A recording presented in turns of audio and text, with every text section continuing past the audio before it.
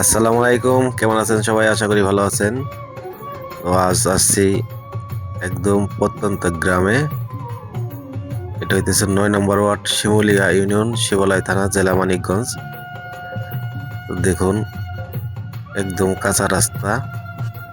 আমি এখন দক্ষিণ সাকরাইল আছি। এই রাস্তার ১ কিলো রাস্তা একদম কাঁচা। যদি কোনো ব্যক্তি এই রাস্তা দিয়ে কোনো গাড়ি নিয়ে আসতে চায়, আসা তো অসম্ভব ব্যাপার।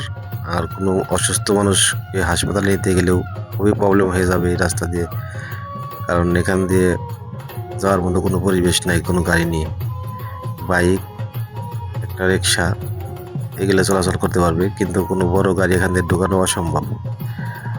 কেন এত অবহেলিত এই শিমুলিয়া ৯ নম্বর ওয়ার্ডের এই রাস্তাগুলো জানি না। বাংলাদেশের কোনো রাস্তা এতটা অবহেলিত নাই এবং কি এত খারাপ নেই। শুধু এই শিমুলিয়া ইউনিয়নের কিছু কিছু রাস্তা খুবই খারাপ অবস্থায় আছে। তো মাঝে মাঝে বাড়িতে আসলে একটু ঘোরাঘুরি করি, তখন আর কি চোখে পড়ে দেখি। যাই হোক, এগুলো তার আমাদের হাতের কোনো কাজ না, বা আমরা করতে পারবো না। এটা সরকারের কাজ। সরকারে যদি করে তো ভালো। তো এখন আমরা দক্ষিণ সাকরাইল থেকে যাচ্ছি আমাদের বাড়ির দিকে। সামনে আমার এক ফ্রেন্ডের বাড়ি, জহিরদের বাড়ি, হাতের ডানে। তো এখান থেকে একটু ইট সোলিং হয়েছে, ইটের রাস্তা করছে নতুন। এই বছরই করছে, 2026 সালে জানুয়ারি মাসে কাজ করেছে। আর এটা হইতেছে শামীমদের বাড়ি হাতের বামে।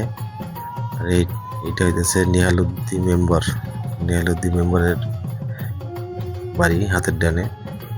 দেখুন, অল্প একটু রাস্তা ইট সোলিং হয়েছে, তারপরে আবার কাঁচা কাঁচা রাস্তা দিয়ে মানুষ কিভাবে যাবে বুঝতে পারি না আমি।